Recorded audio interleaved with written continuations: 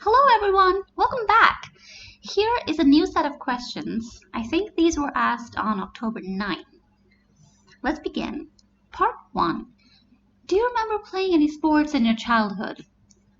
When I was young, I was really not interested in sports at all, and well, in the same way as an adult, but I do remember playing badminton. And I really enjoyed that. Even though I was not very good at it, my parents encouraged me to play, and they would actually play with me, every night after dinner. I think when I was about 8 to 10 years old, we used to regularly play badminton as a family, and I think that's one of my fondest memories from childhood as well. I don't remember this, but my mom told me once that I played table tennis when I was, I think, 5 or 6 years old, but I have no memory of it whatsoever. Do you agree that there is too much sports being shown on television?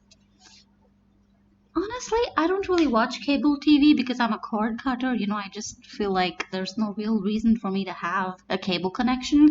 But I do remember when I was younger and we had cable back then, we had like lots of channels, for sports. And I felt like at that time, I was really interested in, music channels and things like that. And I felt like there was a lot more coverage for sports and, all kinds of like, you had the FIFA World Cup and you had all these cricket championships and you had all of these Grand Slams and things like that. There was so much coverage for sports. And I feel like that was really reflective of real life because, even in real life, like, at the school I was in, they focused so much on sports and I was like a completely I'm not an athletic person at all and I just hated it. I was so annoyed by it. What sports do people in your country follow or support the most? Generally speaking, Indians love cricket. I mean, love cricket. There's there's a lot of craziness around cricket. People are very passionate about it, and because of all of this, when I was younger, like when I was like 7 years old or so, I used to think that cricket was our national sport, but I was wrong. Our national sport is actually hockey, and you never hear about like hockey championships or whatever in the newspapers. It's all cricket this and cricket that, and everywhere you go, you've got young boys, you've got teenagers, even adult men playing cricket as a pastime. It's something that you see a lot of people. If it's one thing, if it's one sport that people enjoy, it's cricket. But a lot of people in my age group and younger are also starting to develop a passion for tennis and basketball, or is that baseball? Which one is it? I always forget, because I'm not a very sporty person. So I think it's, yeah, oh, sorry, it's football. It's football that they enjoy. I've seen a lot of, teenagers nowadays get together to play football, and we have a lot of turfs being developed as well. So, yeah. Have you ever supported a sports team? Yeah, when I was younger, and I used to watch cricket with my dad on the TV, and I, of course, I would support my country. That's what you do, right? And it was always very tense, when we'd have a match against like, any of our, any of our. I hate to use the word, rivals. It's like. I don't like the word, I mean, it's just a sport anyway. But it's always tense. Like, oh my God, there's only so many runs left and so many wickets left, and you're like thinking, oh my God, are they gonna make it? Are they gonna win? Are they gonna lose? What's gonna happen? And I had a similar experience because I was starting to get into football for some odd reason. I don't know why. I just had a phase, and I didn't understand anything. But I was cheering on Germany in I think 2000, I don't know, 10 or something like that. I don't know why really, but it was kind of fun. I began to understand why people were so passionate about sports. It's kind of addicting, to be honest. Do you prefer watching sports on television or going out to see it live? I'm not really, it's not something that I, consider like a pastime of mine. I mean, the last time I watched sports was probably like 8, 10 years ago, I guess. So I would do neither. I would rather watch like an opera or something, Sports is just not something I'm really keen on. But like if I've got friends who are interested in something, I may go along with them. But again, it's not like, a preference of mine. Okay, let's go on to part two. So, describe a time when you formed a group. You should say what kind of group it was, when and where you formed it, why did you form it, and explain how the group accomplished its goals. So, about 2 months ago, I started this online German course, and I think on the first day we were just kind of introducing ourselves to each other. And within a few lessons, our professors told us that we were, since there were like 25 students, we had to form groups amongst ourselves, like groups of like 4 or 5 people.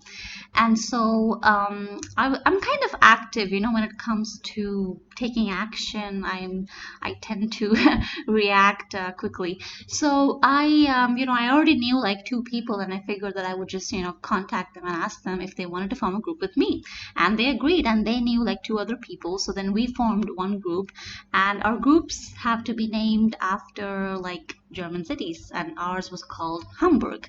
So we were not exactly told, why we were forming these groups. But then within a few lessons, our professor told us that we'd have to do exercises in class, and we'd have, homework where we had to speak to each other, ask each other questions and things like that. So we had this. I remember this one time we had to, interview each other and do it entirely in German. And by this point, I think we'd only been learning the language for, I think, 3 weeks or so. And so, like, it was, I would say, for pretty much all of us, it was definitely a really, fun challenge, because you kind of force yourself to, think in that language. But it was fun. All of us group members, we took turns interviewing each other, and it was a good activity. I really began to enjoy learning online.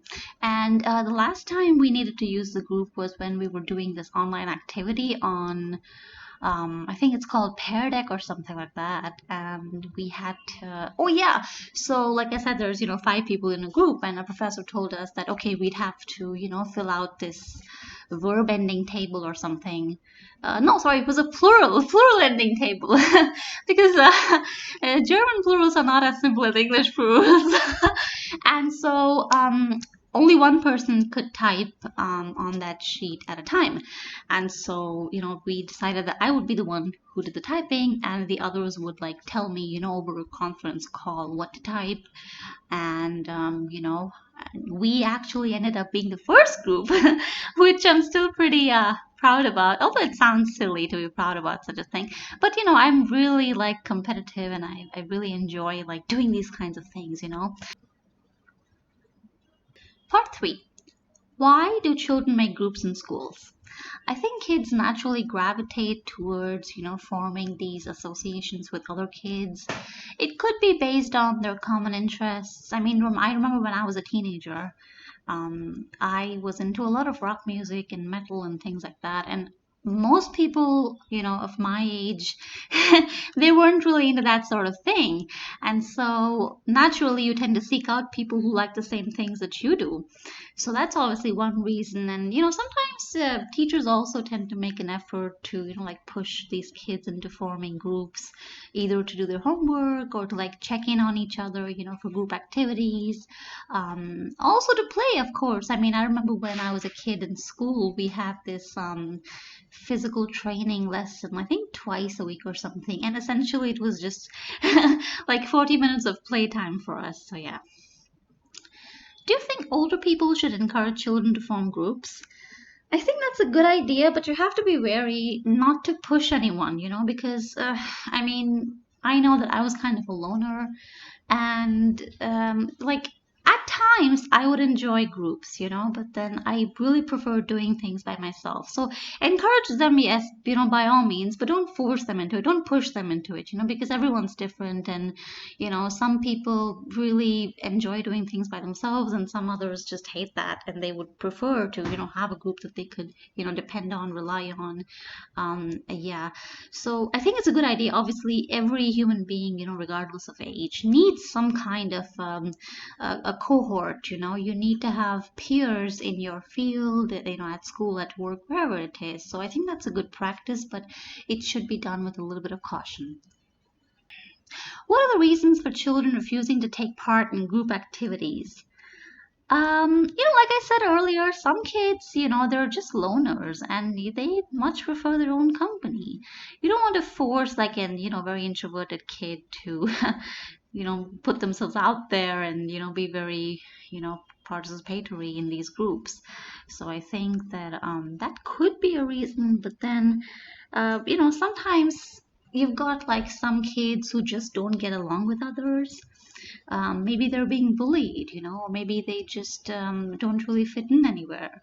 So then they may just refuse to, communicate with the others and like hang out with them, which is, it's pretty common, like, in teenagers, especially. Young kids are like, oh, they're very like, they get along with each other really easily, as I've seen myself. I used to work with kids. Okay, do you think countries should make groups that work internationally? I mean, obviously, that's a fantastic idea, and we have been doing that in many ways. India, I know, is a part of BRICS. It's a group of Brazil, Russia, India, China, and South Africa. And there's lots of organizations, lots of groups like these that work on an international scale, and they kind of, aim to help each other, the countries in that group, with their goals. Last I checked, we were supposed to have some kind of Asian developmental bank that would give out, really cheap loans to BRICS countries, but I'm not sure that's happened. And of course, we have other bigger organizations like the UN, the WHO, and I do think that they are, of course, useful and important in their own way.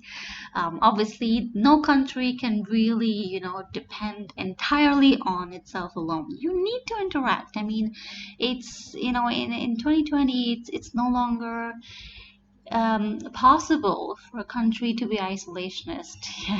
The only country that does that is North Korea, and they're clearly not doing well. When and why should countries make groups at the international level?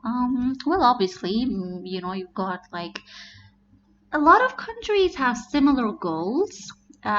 It's, either due to their culture or maybe their geographic location. Like, for example, in South America, I think all of the South American countries form some kind of group. I don't know what it's called. I think it's called Mercosur.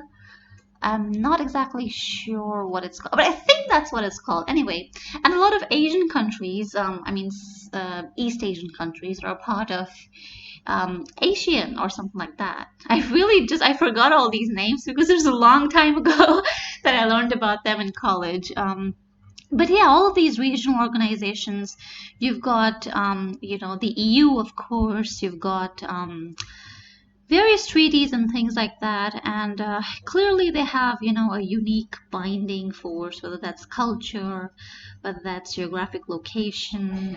Obviously, for example, I mean, if you take, you've got CIS countries, up in Eastern Europe, and they have a shared history. They have, similar cultures, and they come from similar backgrounds of communism, and so it would obviously be beneficial for them to work together to uplift each other. And that's generally what these organizations do. So I think they're pretty helpful, and there definitely should be, a lot of brotherhood involved between nations. I think it's a good thing for world peace as well.